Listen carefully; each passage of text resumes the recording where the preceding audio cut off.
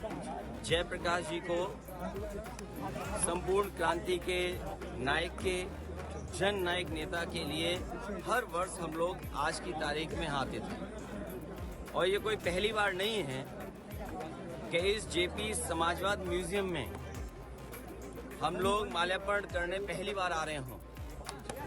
लेकिन पता नहीं सरकार टीन की शेड लगा करके, टीनें लगा करके, दरवाजा बंद कर करके, ताला लगा करके पता नहीं क्या बताना चाहती थी। ये वही जेपी हैं जिन्होंने संपूर्ण क्रांति का नारा दिया था, और वो इसलिए दिया था कि उन परिस्थितियों में उस समय पर चरम सीमा पर महंगाई थी, चरम सीमा पर बेरोजगारी थी, चरम सीमा पर भ्रष्टाचार था, और न जाने कितना उनके साथ देश के समाजवादी नेताओं को जेल जाना पड़ा, इमरजेंसी लगी।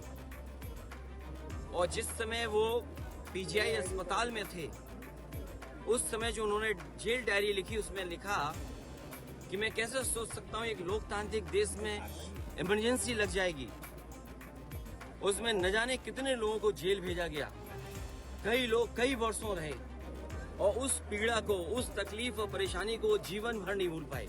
लेकिन जो नारा दिया था संपूर्ण क्रांति का, जो जगाने का काम किया था, उसने परिवर्तन लाने का काम हुआ, और किया जनता ने।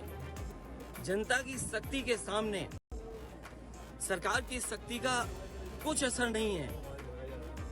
मुझे दुख इस बात का है कि पुलिस लगा करके यहाँ रोक रहे हैं। अधिकारी इस बात के लिए तैयार नहीं है कि किससे पूछें। तो कम से कम ये देश की और प्रदेश की जनता जाने और लोग जाने आखिरकार कौन रोक रहा है। आप आवाज दबाने का काम कर रहे हैं उन समाजवादियों को, आने वाली पीढ़ी को, जो देश के लिए कुछ करना चाहते हैं, सपना देखा है उन्होंने। ये वही म्यूजियम है जो पूरे उनके जीवन के बारे में बताता है, उसको बंद कर रहे हैं। अपनी कौन सी नाकामी छिपा रहे हैं, अपनी कौन सी ऐसी चीज छिपा रहे हैं जिससे जनता को नहीं आने